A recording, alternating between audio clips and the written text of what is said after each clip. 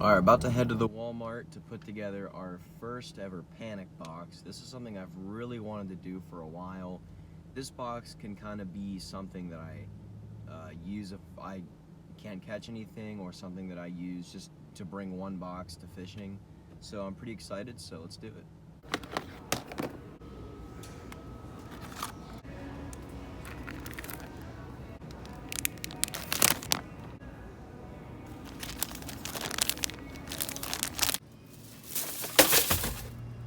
Alright, so it is the next day and it is finally time to put this thing together. So let's just go ahead and do a quick overview of what I got. First bait is the only hard bait in this actually, and it's the KVD 1.5 chartreuse square bill crankbait. I've used this bait a lot. I'm not a huge hard bait guy, but I figured I'd throw this in here for variety.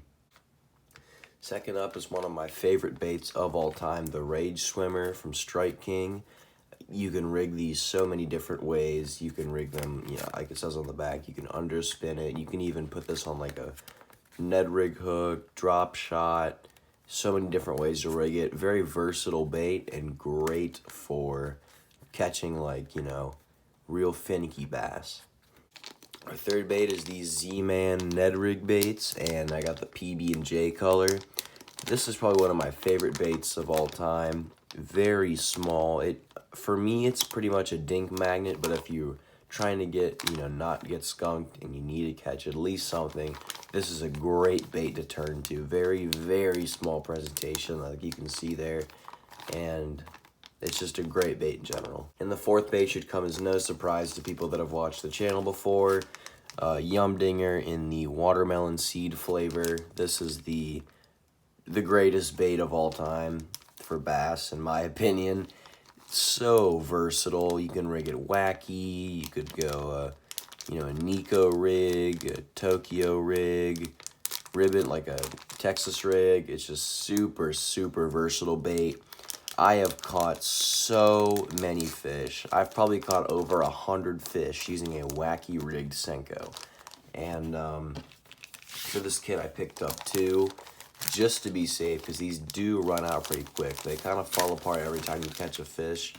And for some extras, I just got some of these bait holder hooks, which is my personal favorite to use with these Yum Dingers here. It says it works for worms and chunk bait, but honestly, they're perfect sized for this, and they work perfectly fine. Also included, I bought this box because I didn't have a spare one to use. So everything that I bought came out to a total of around $21, which if you're just starting off bass fishing, ponds around your neighborhood, and you buy this exact kit, you're gonna be totally fine. All right, so I have the box ready. Let's open this guy up, and I already got one of these things ready. I'm just gonna put this in here. So along the way, I'm gonna be giving you guys some tips and tricks to put together your own panic box, or even this could be your first actual thing for bass fishing, and that's totally fine as well. If you want a lot more tips on pressured ponds, I have a really good video to that in the link in the description if you want to watch it. It's pretty long, so grab some popcorn, but I recommend watching it. So let's put these guys in here, nice and slimy. Actually, we'll move this guy over here. Okay, second pack going in. And the thing I really like to do with a panic box is to make everything in it something that I know works. Because the panic box is to be, kept somewhere when you're not catching anything.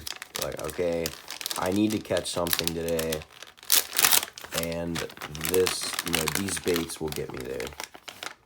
And also with a box like this, I really like to keep everything finesse, sort of.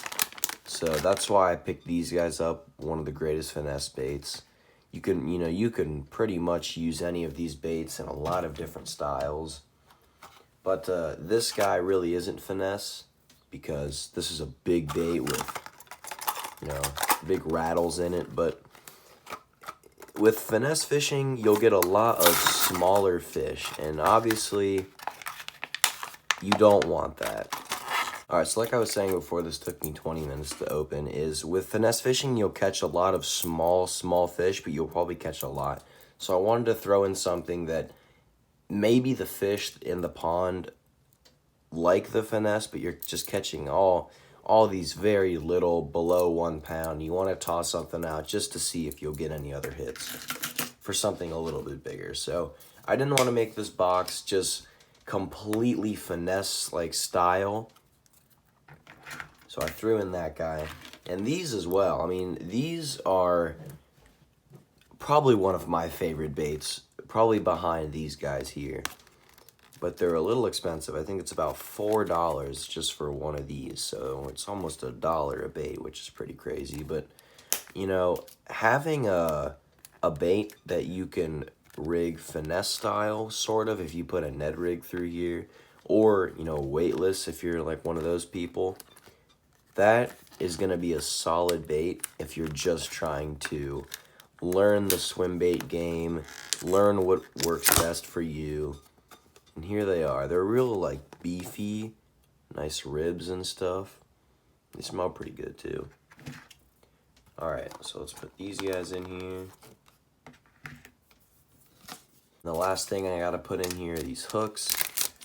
These hooks can be pretty much used mostly for this. That's why I got them, but you can also try to make something work with these. And at the particular Walmart, they didn't have any Ned rig hooks, but I do. So that was not in the budget, but they're about $4 a pack. So add that onto your total cost, and you're looking about $26-ish. And I think a good price for starting fishing with rod, reel, lines should be about under 100.